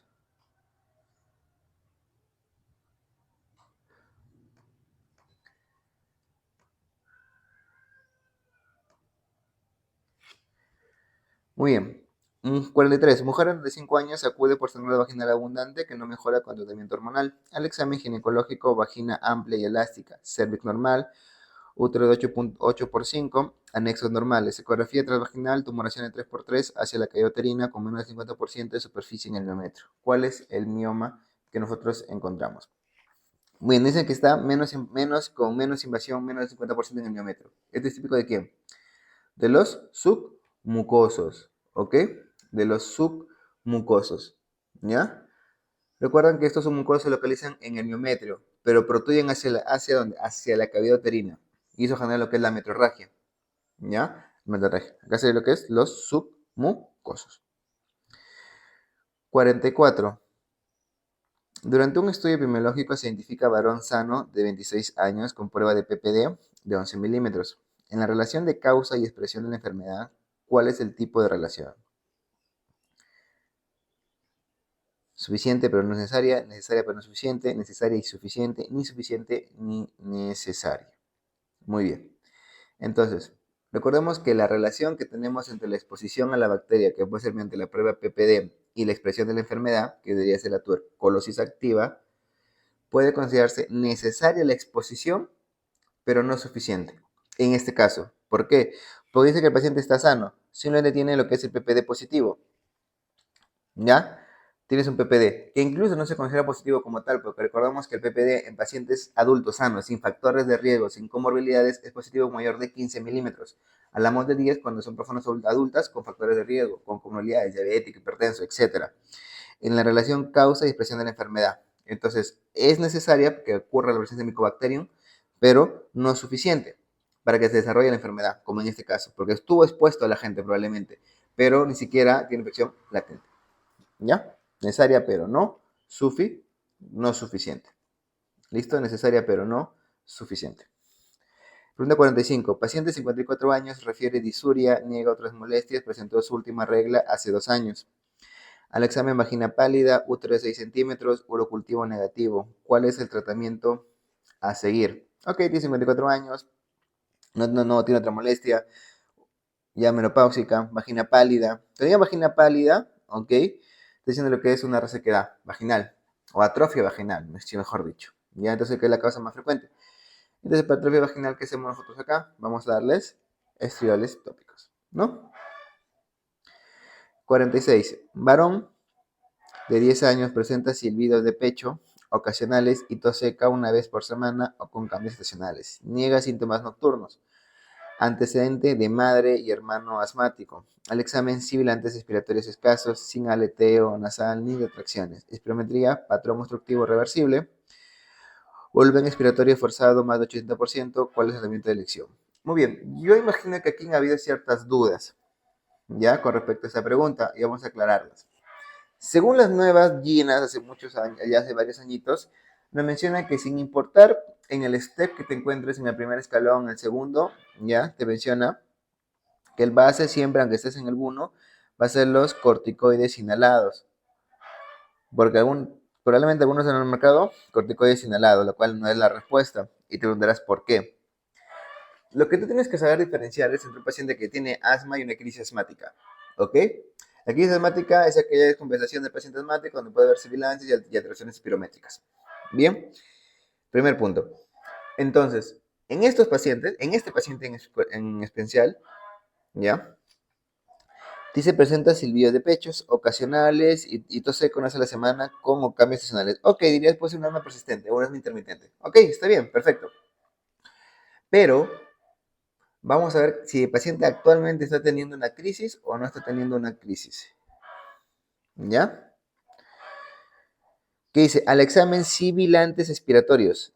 Escasos, ok, pero hay sibilantes. ¿Y esto de qué es? ¿Presencia de qué? Crisis asmática. Y el tratamiento de elección para la crisis asmática de rescate siempre, ¿cuál es? ¿Cuáles son? Los beta-adrenérgicos inhalados, los SABA. ¿Ok? Y que luego agregas tu corticoide sistémico, etcétera, ¿no? Pero los de elección son los SABA. Ahora, si el paciente no te dijera que el paciente, sin este examen, te diga que no tiene aleteo nasal ni retracciones, todo está normal, ok, pasarías corticoides inhalados porque estás en el STEC 1, sin ningún problema. Pero te dice esto, sibilantes, el paciente está teniendo una crisis asmática leve, ok, está teniendo una crisis asmática leve, pero igual, por más leve que sea, ¿cuál es el tratamiento de elección? Los beta-adrenérgicos inhalados. Pregunta 47. Niña de 5 años traída por madre por micción involuntaria nocturna. En ausencia de patología nefrológica o neurológica se plantea el diagnóstico de enuresis. ¿Cuál es el tratamiento inicial? Siempre va a ser, vamos a dar ipramina, vamos a dar desmopresina, oxibutinina, anticolinérgicos. La oxibutinina, no. En una diálisis que hacemos, psicoterapia, que sería lo que es la motivacional. ¿Ya? Que sería lo que es la motivacional. 48. Gestante de 8 semanas acude por sangrado vaginal al examen cervix con evidencia de sangrado, orificios cerrados, eco, transvaginal, embrión con actividad cardíaca, examen de vida normal. ¿Cuál es el tratamiento más adecuado? Muy bien, dice que el cervix está cerrado, actividad cardíaca presente, que sería una amenaza de aborto, ¿cierto? Cuello cerrado, amenaza de aborto. ¿Listo? Sería lo que es una amenaza de aborto. Ya sería lo que es una amenaza de aborto.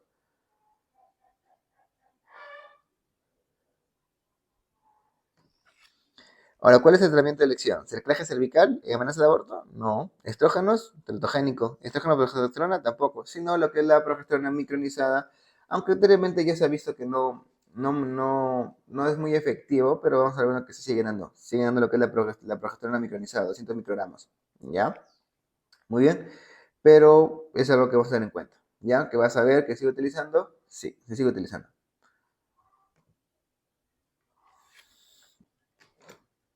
Pregunta 49. Varón de 27 años, 70 kilos, sufre quemadura con 40% de superficie corporal, 70 kilos. Quemadura segundo grado, tercer grado en ambos miembros superiores, miembro inferior izquierdo, así como tercera parte de cara y cuello. Según la forma de Parlan, ¿cuál es el volumen de cristaloides que se debe aplicar? Recordemos que Farmland es 4 mililitros por kilo por superficie corporal quemada. ¿Cuánto es 4 mililitros por 70 por 20, por 40%, perdón? Esto sería igual a 11.200 cc que pasamos en 24 horas. Y Parlan dice que las primeras 8 horas pasamos el 50%. ¿Cuánto es? 5.600. 50. Gestante 42 semanas por FUR y 38 semanas por ecografía de primer trimestre. Frente a esta falta de correlación en la edad gestacional, ¿cuál es la actitud a seguir? 42 semanas por FUR y 38 semanas por ecografía. Hay mucha discordancia, ¿cierto? Lo ideal sería la cesárea, continuar con el control prenatal las 42 semanas, pues no tendría sentido. Realizar el parto sería mejor realizar una prueba de bienestar fetal. Pregunta 51. ¿Cuál es la complicación más frecuente asociada a fracturas abiertas? Recordemos que la complicación más frecuente es una fractura abierta. ¿Cuál sería? Si hay exposición de la masa ósea, obviamente por lógica, ¿cuál sería? ¿Sería embolia grasa? De nada que ver. Embolia grasa son fracturas de huesos largos. Lesión neurovascular, síndrome compartimental, obviamente una infección, ¿no? Muy sencillo. Infección. 52. ¿Cuál es la complicación más frecuente de la varicela? Recordemos que la varicela se caracteriza por prurito, ¿cierto? Y si nosotros tenemos bastante. Picasso lesionamos los niños, ¿con qué se complica? Su complicación más frecuente, el impétigo, y eso es infecciones de piel, ¿no? El impétigo por varicela. 53. En un niño con intoxicación por queroseno, ¿cuál es la complicación más frecuente? Recordemos que sería lo que es la neumonitis, ya por la microrespiración que puede presentar ese niño al momento de intentar expulsar el contenido, ¿ok? Las neumonitis. 54. Neonato a término hospitalizado con diagnóstico de periodo de adaptación prolongado con indicación de suplemento de oxígeno mínimo continuo, hemoglucotés 45 mg por decilitro. ¿Cuál es la conducta a seguir? Aquí sé que muchos habrán puesto revaluación de hemoglucotés, pero te dice neonato a término. Listo. Ya recién nacido a término. Con diagnóstico de periodo de adaptación prolongado. Este es el dato. Periodo prolongado. Prolongado más glucosa de 45. Eso es igual a hipoglicemia, ¿cierto? Porque es 1,47. ¿Eso qué sería? Una hipoglicemia neonatal que es sintomática o asintomática. Ya que está hablando de periodo prolongado, sintomática. Y en la sintomática, ¿qué vamos a utilizar? Quedaríamos tus bolos de dextrosa al 10%. ¿Ok? Tus bolos de dextrosa al 10%. Niña de 1 año, 6 meses, de hace 4 días, con deposiciones líquidas con moco, sin sangre, 4 cámaras al día y vómitos esporádicos. Al examen, peso 9.5 kilos, temperatura 37.5, frecuencia cardíaca de 124, ojos hundidos, mucosas secas, algo irritable, tórax normal, abdomen blando, depresible, ruidos y dolores aumentados, un pliegue positivo, seca aumentada. ¿Cuál es la conducta a seguir? Primeramente estamos en un cuadro de deshidratación moderada, ¿cierto? Por lo tanto, según su peso de la niña, de 9.5 kilos, daríamos entre 50 y 100 mililitros de sales de reducción oral en 4 horas. Entonces sería con 90, sería 9.5 por 50, 475 mililitros en 4 horas. Sencillo, porque nos está hablando que el niño se encuentra irritable, tiene una clínica de un plan B. Entonces se le va a dar sale de hidratación oral de 50 a 100 mililitros por kilo en 4 horas. Multiplicamos eso y nos sale 475 mililitros. Cloruro de sodio no está en shock. Poliohidrolítica, mucho. Dextrosa, tampoco, sino plan B, sale de rehidratación. 56. Mujer de 18 años, hace 3 días acude a emergencia donde fue diagnosticada con EPI. Le indicaron tratamiento ambulatorio con doximetro. 3 días no refiere a mejoría y ese flujo vaginal. Vamos a la pregunta que nos dice. ¿Cuál es la conducta a seguir? Ok, tienes una EPI que les da tratamiento ambulatorio y no ha respondido. ¿Qué haces?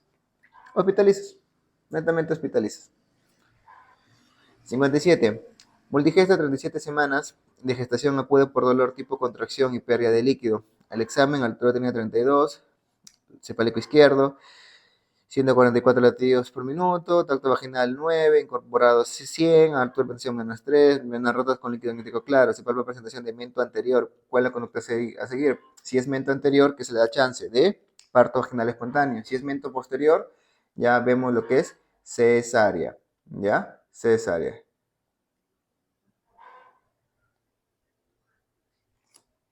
58. Gestante de 2 semanas con PPD asintomática que refiere PPD positivo, que refiere que vive con hermano TB, BK positivo en tratamiento en primera fase. ¿Cuál es la pregunta seguir? Si tienes una gestante que es PPD positivo, se le hace su tratamiento con 6 meses por isoniazida, ¿ok? 59. Mujer de 60 años, multípara, consulta por ictericia de 3 días de evolución y fiebre. Antecedente de cólicos biliares a repetición. Al examen, frecuencia respiratoria 24, frecuencia cardíaca de 100, temperatura 39, presión 120-60. Ictérica, dolor hipocondrio derecho, signo de Murphy, laboratorio leucocito 16.000, bilirrubina 5, ecografía de vesícula biliar con cálculos pequeños de pared 10-3 milímetros, colega dilatado de 8, con cálculo en su interior. ¿Cuál es la conducta a seguir? ¿Qué haríamos? ¿Drenaje? No, no está severa. Laparoscopía, ¿cuál sería? La prueba diagnóstica y terapéutica CEPRE, ¿cierto? Sería lo que es la CEPRE de elección. 60. Mujer de 30 años de hace 3 horas presenta cefalea intensa asociada a vómitos explosivos. Hace una semana presentó cefalea que se dio espontáneamente. 170, frecuencia cardíaca 60, despierta, grado 14, rigidez de nuca, diplopía, Babinski positivo. ¿Cuál es la conozco seguir? Arteriografía, punción lumbar, diurético somático, tiene nada que ver, no es una hipertensión intracraniana. Punción lumbar, tampoco. Si no, la conducta inicial, ¿cuál sería? Tu tomografía cerebral. 61. Mujer de 27 años que hace 24 horas fue sometida a maniobras abortivas extraída por fiebre, dolor abdominal y escaso sangrado. Hipotensa, fiebre, taquicárdica, saturando, desorientada, piel fría, etc. Tacto vaginal, tienes un cervix abierto, doloroso con flujo vaginal fétido. Leucocitosis, CREA, está con falla, ¿cierto? Es un aborto séptico que está desarrollando un shock séptico, claramente, no hay mucho más que decir. Que es lo que nosotros daríamos aquí principalmente la conducta inicial sería cristaloides y luego posteriormente los vasopresores, ¿cierto? Sería la conducta inicial diuréticos, perdón, cristaloides y luego los vasopresores. 62. Varón de 25 años, apendicectomizado hace 5 días por cirugía convencional, consulta por fiebre y dolor en la herida operatoria. Inicio transversa. ¿Cuál es la conducta inicial? Tenemos una ISO. ¿Qué hacemos nosotros? Drenaje más cultivo. Lo ideal sería drenaje, limpieza y antibióticos, ¿cierto? Ya, pero ¿vamos a observarlo? No. Observación no tenemos que hacer. Drenaje más observación tampoco, sino drenaje más cultivo más antibiótico terapia sería la conducta más adecuada. 63. Lactante de 1 mes 15 días presenta cuadro febril proceso infeccioso. Se le prescribe paracetamol. ¿Cuál es la dosis mínima potencialmente tóxica para este lactante? Pues lo ideal sería 75 miligramos por kilo la dosis, ya que empieza a ser lo que es tóxica. Recordemos que la dosis en lactante es de 10 a 15 mililitros por kilo dosis. ¿Ya? Por kilo dosis.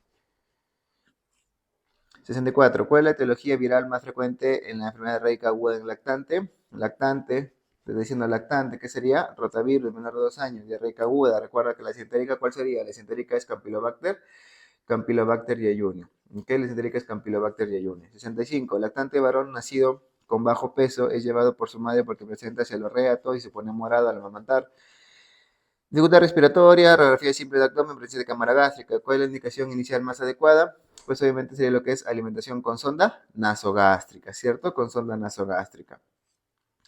Mujer de 95 años que es operada con el diagnóstico de apendicitis aguda. En el acto operatorio se encuentra una tumoración dura amarillenta de 2.5 centímetros circunscrita en la base del apéndice que es causa de inflamación. ¿Cuál es la indicación más indicada? La operación indicada. ¿Qué sería? Te dice que tiene apendicitis, pero que tiene una masa dura en la base. Pensamos en lo que es en una neoplasia de apéndice. Y si ya la neoplasia, el cáncer de apéndice, invade base, ¿qué hacemos? Hemicolectomía derecha, ¿cierto? Es por eso que este dato nos hace pensar en que está habiendo una masa, un posible causa neoplásica. 67, escolar de 8 años con síndrome de Down. Hace 4 días presenta lesiones eritematosas pruriginosas en la piel, en las que algunas zonas son descamativas, diagnosticado con urticaria persistente, recibe antihistamínicos sin mejoría. Examen, faringe eritematosa, amígdala petequial, vellosidad de paladar blanda, enopatía cervical, pie con eritema difuso y discreta descamación en flexuras. Antecedente de faga más clínica, antecedente de faga más descamación. Olvídate del antecedente, olvídate esto, este es otro distractor. Faga más eritema difuso y descamación flexuras, ¿qué es? Una escalatina estreptocócica, chicos. Así de sencillo, ¿ya? A veces tenemos que tener en cuenta que los factores distractores están ahí, nada más. 68. Puérpera de 2 días de parto por cesárea que cursa con malestar general y saturación. Al examen, temperatura de 37.5, mamá sin durada, sin signo de flebosis, útero doloroso y lo que es sin mal olor. ¿Cuál es su diagnóstico? Estaremos hablando de lo que es una endometritis puerperal. ¿Ya? Aquí recordemos que ese en el segundo dice 2 días de parto, ¿ok? Con fiebre, ¿ok? Sí, lo que es una endometritis puerperal por el útero doloroso, ¿ok? Útero doloroso, endometritis puerperal. Cuando no existen diferencias entre los efectos de las alternativas que se proponen, ¿cuál es la evaluación económica que debe utilizarse? Debemos hacer lo que es la minimización de costos, ¿ya? ¿Por qué? Porque este enfoque se utiliza para identificar cuál tiene el menor costo total entre aquellas que producen resultados similares. 70. En el equipo de gestión de un centro de salud 1.4 se encuentra en los últimos 5 años un incremento de la población adulta mayor en un 60%, son de sexo femenino, 95% están en situación de pobreza extrema y 90% cuentan con seguro integral de salud.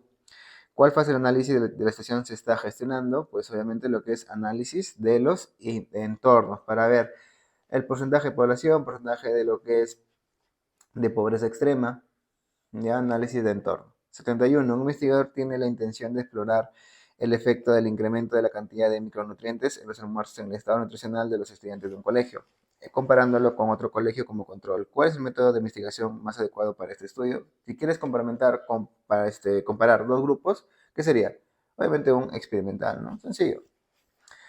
72. Usted se encuentra ejecutando RCP y observa en el monitor cardíaco ritmo de fibrilación ventricular. ¿Cuál es el procedimiento más adecuado? ¿Cuáles son los ritmos fibrilables? Taquicardia ventricular y fibrilación ventricular. Por lo tanto, ¿cuál sería el más adecuado? Defibrilar y continuar con maniobras de RCP.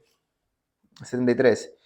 Primigesta de 36 semanas acude a emergencia por presentar cefalea global, escotomas y epigastralgia. Al examen 170-110, feta en presentación cefálica, latido cardíaco fetal en 140, laboratorio proteinuria 3 cruces. ¿Cuál sería la conducta terapéutica? 36 semanas, sulfato de magnesio y finalizar la gestación. ¿Porque hay riesgo de enfermedad renal? No. ¿Cierto?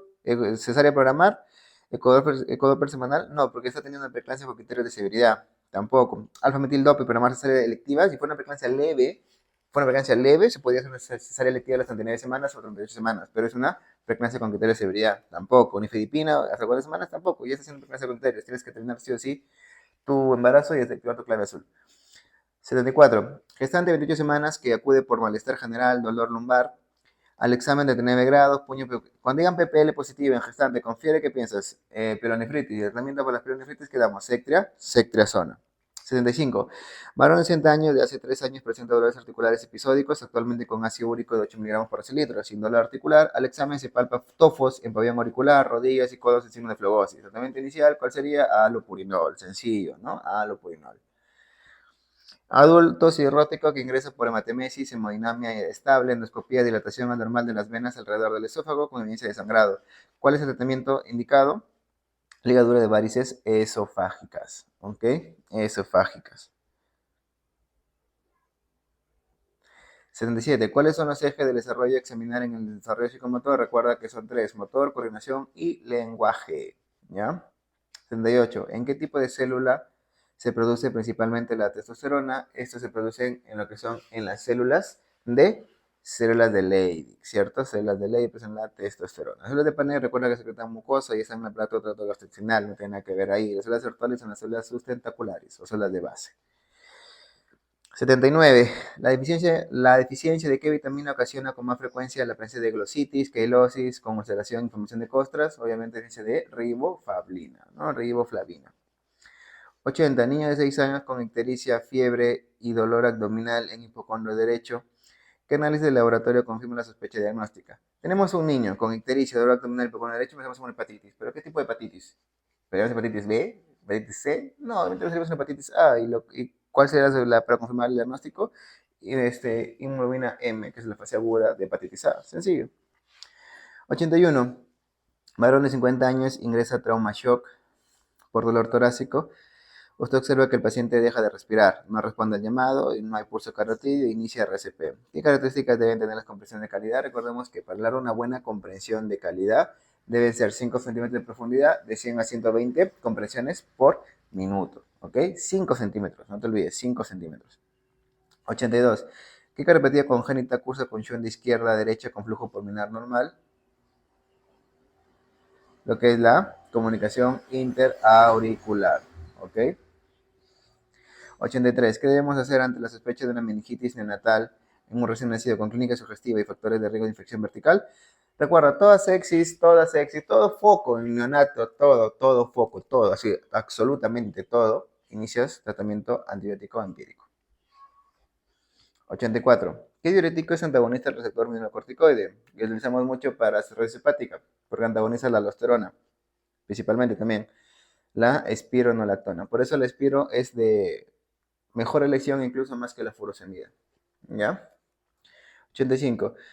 Mujer de 35 años ingresa por vómitos, dolor abdominal y sensación de falta de aire. Antecedente diabetes mellitus tipo 2, ya. Hemoglobina 510, gasometría pH 6.8, bicarbonato en 5, potasio en 4, sodio 139. Con respecto al manejo de las acidosis metabólica, ¿cuál es lo recomendado?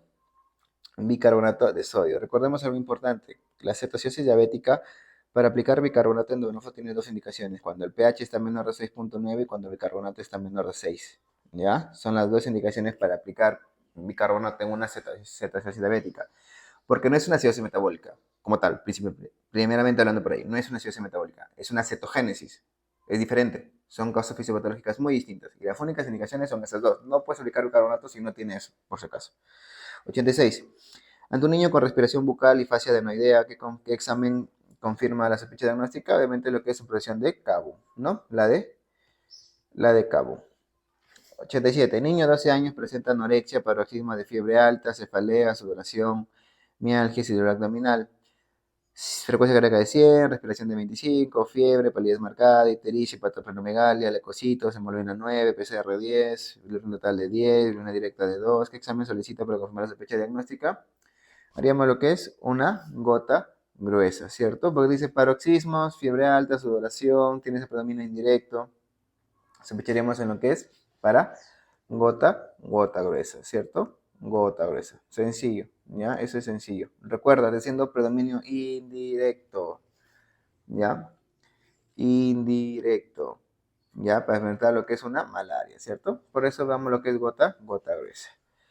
Se estudia una enfermedad y luego de reevaluar todos los casos, el riesgo relativo resulta igual a 1. ¿Qué se puede concluir sobre la asociación entre el factor y la enfermedad?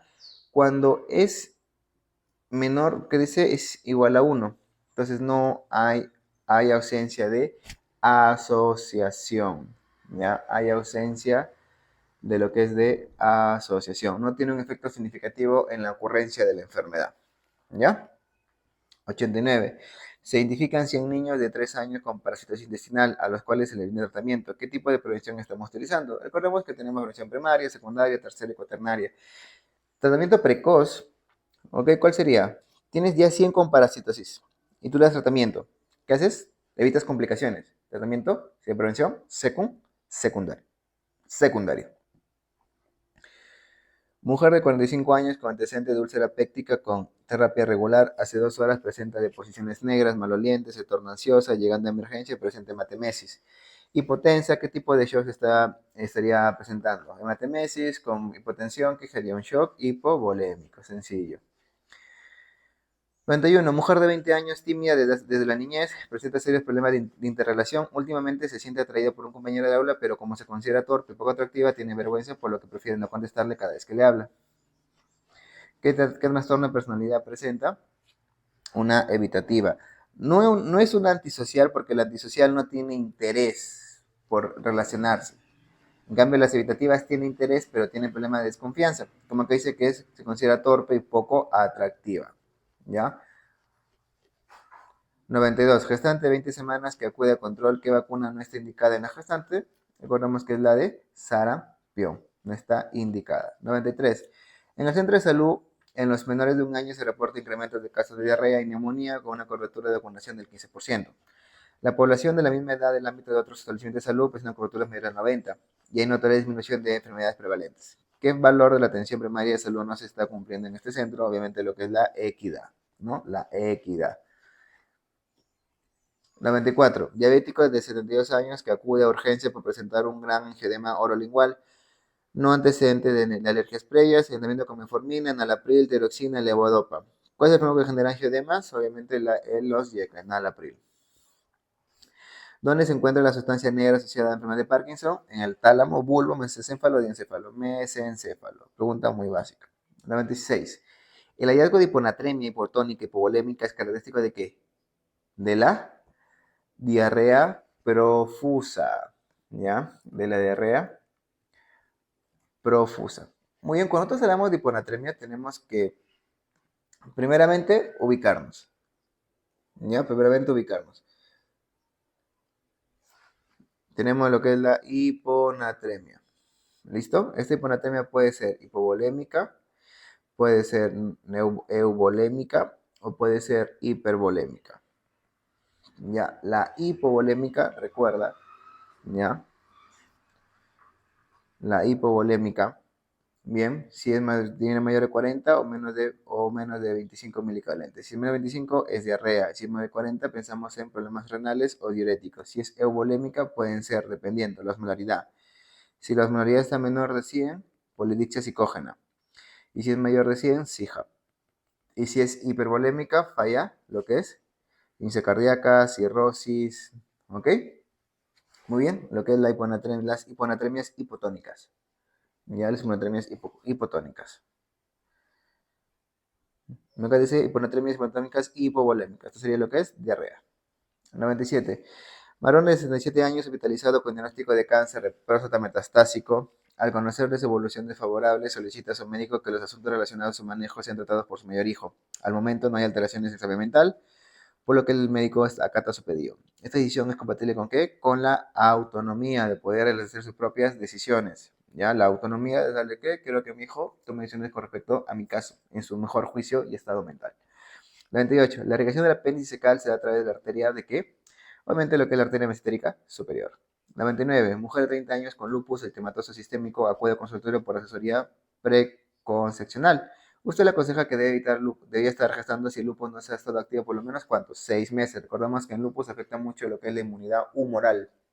Y afecta mucho lo que es la inmunidad humoral. Por eso son gestantes de alto riesgo. A diferencia de la R, que en la fisiología del embarazo disminuye la inmunidad celular. ¿Ya? 100. Varón de 45 años que acude a una posta de salud por ser mordido por un perro callejero. En relación con la salud pública, el establecimiento debe notificar inmediatamente. Bien, doctores, y así nosotros hemos culminado el último repaso del examen Salud, desearle lo mejor de los éxitos y conmigo será hasta una próxima oportunidad. Nos vemos.